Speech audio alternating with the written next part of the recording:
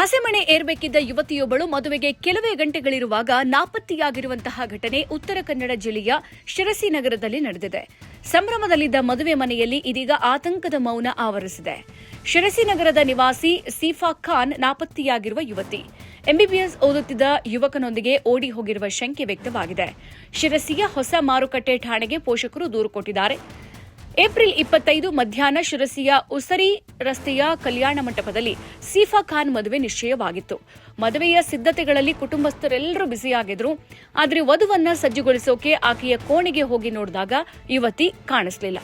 ಮನೆಯವರು ಸುತ್ತಮುತ್ತ ಹಾಗೂ ಪರಿಚಿತರ ಮನೆಗಳಲ್ಲಿ ಎಷ್ಟೇ ಹುಡುಕಾಡಿದ್ರೂ ಯಾವುದೇ ಸುಳಿವು ಸಿಕ್ಕಿಲ್ಲ. ಮದುವೆಯ ಸಂಭ್ರಮದಲ್ಲಿದ್ದ ಕುಟುಂಬಕ್ಕೆ ಈ ಘಟನೆ ಬರಸಿಡಿಲಿನಂತೆ ಎರಗಿದೆ. ಎಲ್ಲಿ ಹುಡುಕಿದ್ರೂ ಯುವತಿ ಪತ್ತೆಯಾಗದ ಹಿನ್ನೆಲೆಯಲ್ಲಿ ಆತಂಕಕ್ಕೊಳಗಾದ ಪಾಲಕರು ಕೊನೆಗೆ ಪೊಲೀಸ್ ಠಾಣೆಗೆ ಮೆಟ್ಟಿಲೇರಿದ್ದಾರೆ.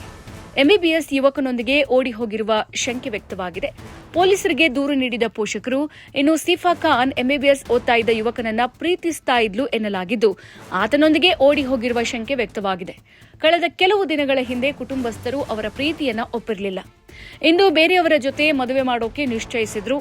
ಆದರೆ ಅಷ್ಟರಲ್ಲಿ ಯುವತಿ ನಾಪತ್ತೆ ಆಗಿದ್ದಾಳೆ. ಸದ್ಯ ಮಗಳನ್ನ ಹುಡುಕಿ ಕೊಡುವಂತೆ ಯುವತಿಯ ತಂದೆ ಜಹೀರ್ ಖಾನ್ ಶಿರಸಿಯ ಹೊಸ ಮಾರುಕಟ್ಟೆ ಠಾಣೆಗೆ ದೂರು ಕೊಟ್ಟಿದ್ದಾರೆ. ಇನ್ನು ಇತ್ತೀಚೆಗೆ ಇಂತಹದೊಂದು ಘಟನೆ ರಾಯಚೂರಿನಲ್ಲೂ ನಡೆದಿತ್ತು. ಮದುವೆಗೆ 1 ತಿಂಗಳು ಇರುವಾಗಲೇ ಯುವಕ ನಾಪತ್ತೆಯಾಗಿದ್ದ. ಇಡೀ ಊರಿಗೆ ಬಾಡೂಟ ಹಾಕಿಸಿದ ಮಾರನೇ ದಿನವೇ ಗಾಯಬ್ ಆಗಿದ್ದ. ಇತ್ತ ತಂದೆ ತಾಯಿ ಇಲ್ಲದ ಮೊಮ್ಮಗನನ್ನ ಸಲುಹಿದ್ದ ಅಜ್ಜಿ ಕಣ್ಣೀರು ಹಾಕಿದ್ರು.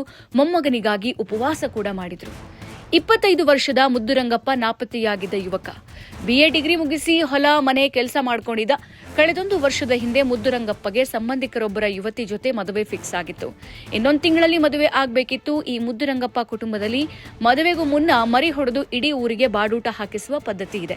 ಹಾಗಾಗಿ ಇಡೀ ಊರಿಗೆ ಬಾಡೂಟ ಹಾಕಿಸಿದ್ರು. ಹೀಗೆ ಬಾಡೂಟ ಹಾಕಿಸಿ ಮದುವೆ ತಯಾರಿಯಲ್ಲಿದ್ದ ಮುದ್ದುರಂಗಪ್ಪ ಮಾರನೇ ದಿನವೇ ನಾಪತ್ತೆಯಾಗಿದ್ದ. ಎಷ್ಟೇ ಹುಡುಕಿದ್ರೂ ಪತ್ತೆಯಾಗಿಲ್ಲ. ಹೀಗಾಗಿ ಮಾನ್ವಿ ಪೊಲೀಸ್ ಠಾಣೆಯಲ್ಲಿ ದೂರು ನೀಡಲಾಗಿತ್ತು. FIR ಕೂಡ ದಾಖಲಾಗಿತ್ತು.